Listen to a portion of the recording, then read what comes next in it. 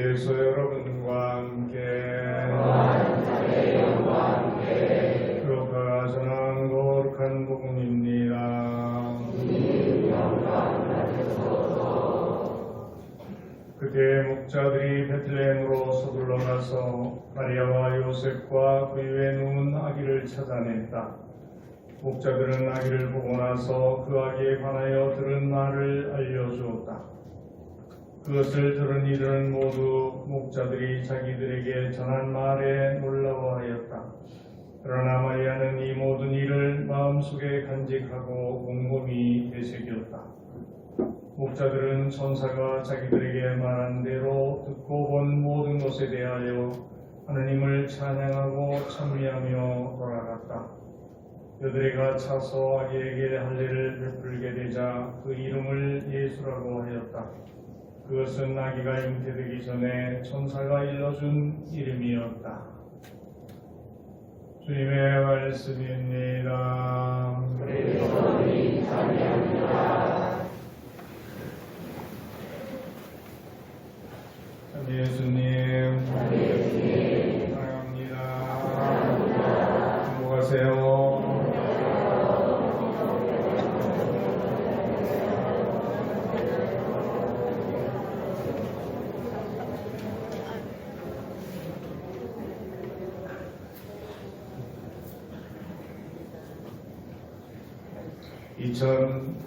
2023년 새해가 밝아왔습니다. 이 새해를 맞아서 하나님께서 모세를 통해 이스라엘 백성에게 내려주라고 하신 축복을 저도 여러분들에게 전해드리겠습니다. 주님께서 여러분에게 복을 내려주시고 지켜주시고 또 당신 얼굴을 비추어 주시고 한 해 동안 참된 평화와 기쁨을 충만히 내려주시기를 빕니다. 새해 복 많이 받으십시오. 여러분들 모두가 오늘같이 희망과 기쁨을 갖고 하루하루를 잘 살아간다면 올 한 해는 우리 모두에게 아주 소중한 선물이 될 것이라 믿습니다. 우리가 지난해 얼마나 잘 살았길래 하느님은 또 우리에게 이 소중한 새해라고 하는 시간을 공짜로 주실까요? 하얀 도화지같이 깨끗한 이 새해에 무슨 그림을 어떻게 그려서 좋은 작품을 만들 것인지를 생각해 보면서 우리는 이 새해의 계획과 결심을 기쁘게 하나님께 봉헌하고 그 하나님의 뜻을 따라 살 수 있는 은혜를 전했으면 좋겠습니다. 새해를 맞기 위해서는 우리가 지금 처하고 있는 상황 그리고 문제들이 무엇인지를 올바로 직시하는 것이 무엇보다 필요하다 생각합니다. 지구라고 하는 이 푸른 별이 오랜 세월 동안 인간만이 아니라 동물, 식물, 모든 우주 만물의 생명의 터전이 되어 왔습니다. 그런 지구가 지금은 굉장히 아파하고 있다. 여러 가지 기상이변이 연일 세계 도처에서 일어나는 것을 보면 지금 지구는 위기에 처해 있다. 우리가 삶의 터전을 잃어버린다면 다른 것을 아무리 잘한다고 해도 절대로 안정과 평화와 행복을 누릴 수 없다 하는 생각을 하게 됩니다. 그러한 의미에서 이 생태계가 다시금 모든 생명체가 건강하고 행복하게 살 수 있도록 회복할 수 있는 그런 시간이 우리들에게 주어졌다 생각하면서 이 새해를 살았으면 좋겠습니다. 두 번째로는 지금 이 지구상에 서로 힘을 합쳐서 협력하고 아끼면서 사랑하면서 살기도 버겁고 힘든데 같은 사람들끼리 서로 죽이면서 빼앗으면서 억누르면서 이렇게 살아가고 있는 전쟁과 갈등이 끊이지 않고 이어지고 있다는 사실을 우리는 직시해야 합니다. 알다시피 러시아가 우크라이나를 침공해서 얼마나 많은 사람들이 고통을 받고 죽어가고 있는지 모릅니다. 그 피해를 입은 사람들 중에 대다수가 여자와 어린아이들 그리고 노인들이라는 생각을 하면 우리가 지금 무슨 일을 저지르고 있는지 정말 심각하게 깨닫고 반성하고 하루빨리 이 무서운 전쟁이 끝날 수 있기를 바라며 기도해야 됩니다. 그 우크라이나 전쟁만이 아니라 아프리카를 비롯해서 미얀마까지 세계 도처에서 시리아도 그렇고 여러 곳에도 아직 많은 분쟁이 일어나고 있습니다. 그리고 이 작은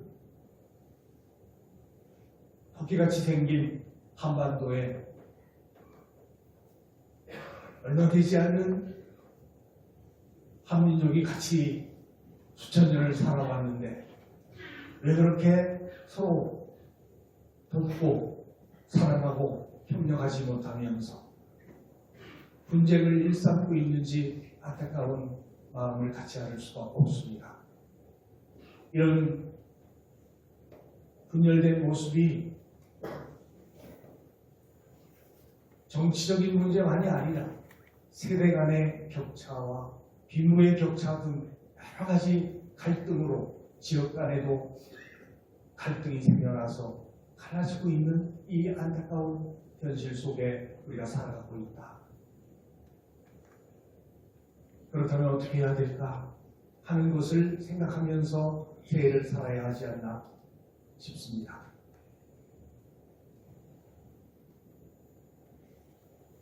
그리고 또 지금 우리가 처한 더 심각한 문제는 무엇입니까? 코로나19라고 하는 감염병이 3년간 계속 이어져 왔고 아직도 멈출 줄 모르고 또 다른 변이를 거치면서 많은 사람들이 코로나로 아직도 죽어가고 있고 고통을 받고 있다는 사실입니다. 그리고 이 코로나가 멈출 수 있기 위해서는 교황님이 금년 평화의 날 메시지를 통해서 발표하셨듯이 이 지구상에 사는 인류가 한 가족이고 한 형제 자매라는 의식을 갖고 서로 협력해야만 한다. 절대로 차별하거나 배척하지 말고 서로를 도울 수 있는 세상을 만들어 가야 된다는 것을 말씀해 주셨습니다. 이런 상황들 우리가 처한 상황입니다. 이런 속에서 평화를 누리기가 쉽겠습니까? 복을 얻어 누린다는 것이 쉬운 일이겠습니까? 절대로 그냥 주어질 수 있는 일은 아니라 생각합니다. 그렇다면 어떻게 해야 될까요? 이 복을 받기 위해서 우리가 어떻게 해야 되겠습니까? 오늘 복음에 보면 목동들이 천사의 기쁜 소식을 들은 다음 베틀레헴으로 달려가서 아기 예수님을 찾아 경배를 드렸습니다. 목동들이 아기 예수님을 만나러 갔듯이 우리도 예수님을 찾아 경배 드리면서 살아가는 그런 한 해가 되어야 됩니다.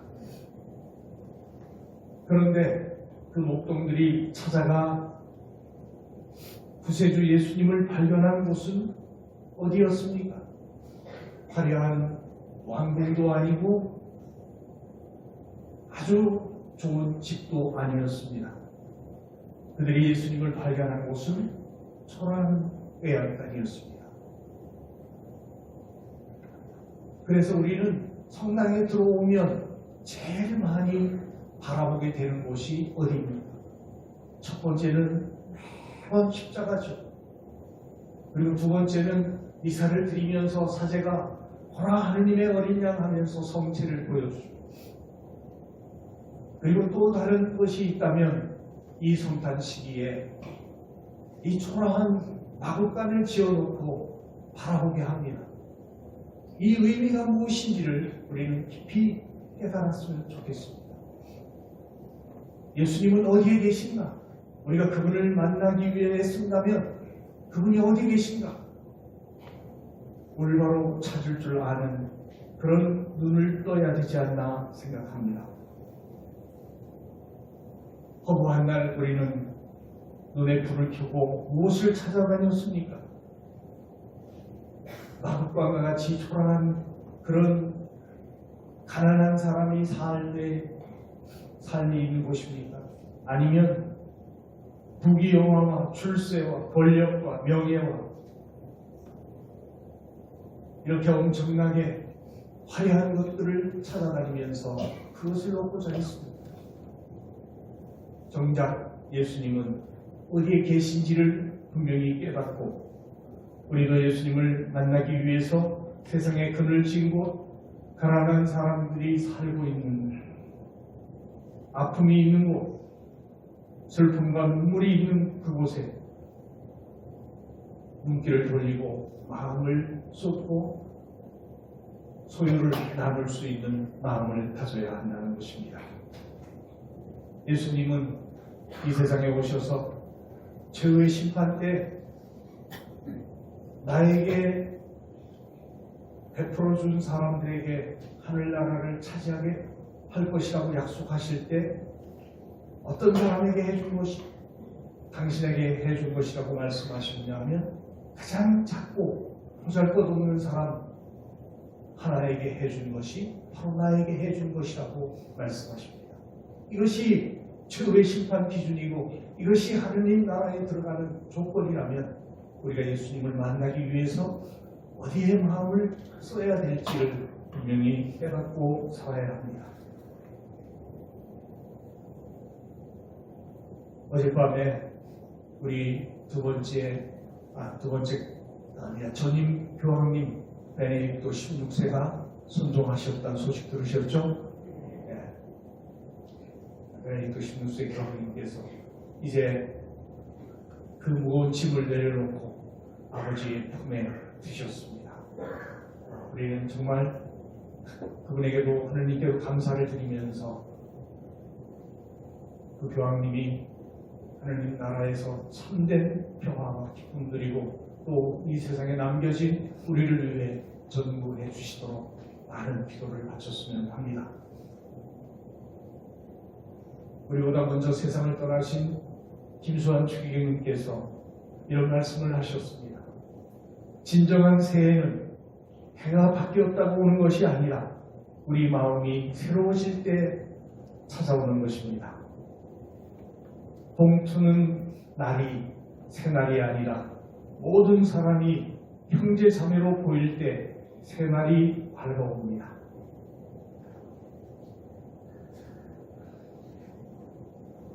아무도 혼자 힘으로 구원받을 수 없다는 것을 우리가 깨달으며 내 옆에 함께 살아가고 있는 사람이 나의 가장 소중한 보험임을 알고 그들과 함께 사랑을 나누며 살아갈 수 있는 그런 인류애가 꼭 필요하다는 것을 프란치스코 교황님은 이 새 담화문을 통해서 발표하셨습니다. 그러니 새해 복 많이 받는 사람이 된다는 것은 나로 말미암아 누군가의 얼굴에 웃음꽃이 피어나고 누군가의 눈에서 슬픔이 사라지고 눈물을 멈추게 하는 것입니다. 그리고 누군가 나로 말미암아 더 행복하게 살아갈 수 있게 되는 것이고 세상이 나로 말미암아 조금 더 살기 좋은 곳으로 변화되는 것이며 이 세상에 다툼과 분쟁과 전쟁이 멎고 더 평화로운 밝은 세상이 된다는 것을 의미합니다. 달력을 바꿔본다고 새날이 오면 얼마나 좋겠습니까? 새해를 맞는다고 우리 마음이 새로워진다면 얼마나 좋겠습니까? 진정한 새해는 우리가 사람을 차별하지 않고 미워하지 않고 모든 사람을 형제 자매로 대할 수 있을 때 비로소 찾아오는 것이라고, 그때 비로소 새날이 시작되는 것이라고 말씀드릴 수 있을 것 같습니다. 그렇게 하기 위해서 어떻게 해야 될까요? 새해는 바로 그런 마음을 먹고 새로 시작하라고 주신 하나님의 선물이요 기회라는 생각을 갖고 이 기회를 어떻게 쓸지를 우리는 생각하고 선택해야 됩니다. 어떤 사람은 이제까지 안 됐는데 새해라고 되겠어?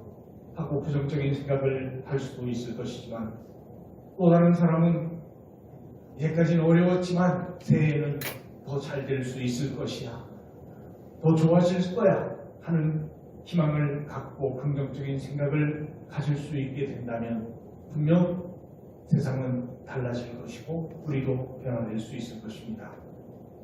그러기 위해서 우린 자꾸 남을 탓하는 습관이 들어있기 때문에 이제 새해에는 남을 탓하지 말고 남을 바꾸려 들지 말고 나부터 바꿔볼 수 있는 그런 결심으로 시작했으면 좋겠습니다. 그래서 주어진 나의 삶을 먼저 하느님께 감사드리고 또 함께 살아가는 사람들에게도 감사드리면서 인사하는 데서부터 이 새해를 열었으면 좋겠습니다. 겸손하기, 온유하기, 먼저 듣고 늦게 말하기, 묵묵히 참아주기, 칭찬하기, 침묵해주기, 긍정적으로 생각을 바꾸기, 너그러운 마음 갖기, 기쁘게 웃으며 살기, 기다려주기, 무엇이든지 먼저 기도하고 시작하기, 단체나 구역이나 분당 공동체 활동에 적극적으로 참여하기. 아마 이런 일들이 세상을 아름답게 바꿀 수 있을 것이라고 생각합니다. 너무 할 게 많은가요? 너무 어려운가요? 너무 복잡하고 어렵다고 생각하면 한 가지 생각합시다. 새해를 시작하는 오늘을 우리 교회는 성모 마리아 대축일로 지냅니다. 우리가 성모님을 여인 중에 가장 복되신 분이라고 부르는데 그것은 성모님께서 주님과 함께 하셨기 때문입니다. 그런 성모님은 천사가 전해준 말을 듣고도 그 말씀에 순종하셨고, 오늘 복음에 나오듯이 목동들이 찾아가서 천사의 이야기를 듣고 그들에게 전해진 소식을 전했을 때도 그 이야기를 마음속에 간직하고 깊이 되새겼다고 하셨습니다. 그만이 아니라 아기를 안고 요셉과 함께 에집트로 피난을 가며 고생을 했을 때도, 그리고 다시 나자렛으로 돌아와 목수일을 한 남편과 예수님을 키우며 살아가는 그 상황 속에서도 자신에게 일어난 일이 무엇인지 잘 모르지만 하나님의 뜻을 충실하게 따라 살고자 찾기 위해서 노력했다는 것을 우리는 알 수 있습니다. 바로 이러한 성모님의 모습을 담고자 할 때 우리가 바라는 평화와 행복이 우리가 사는 사회와 가정과 이 나라와 세상에 뿌리내리게 될 것이라 믿습니다. 한마디로 하나님의 뜻대로 사신 성모님의 모범을 본받는 것이 주님을 만나는 길이고 하나님이 주시는 평화와 행복을 얻어 누리는 길이라 생각합니다. 평화로운 세상을 원한다고 평화가 오는 것이 아니라 나부터 먼저 변화되어 하나님의 뜻대로 살기 시작할 때 세상에 평화가 찾아온다는 뜻입니다. 그런 의미에서 평화는 하나님의 선물입니다. 이 선물을 여러분 모두가 듬뿍 받고 참된 행복을 충만히 누리시게 되기를 진심으로 기원합니다. 여러분, 2023년 새해 주님의 은총, 사랑, 자비 충만히 받으시고 참 행복하시기를 빕니다. 잠깐 묵상하시겠습니다.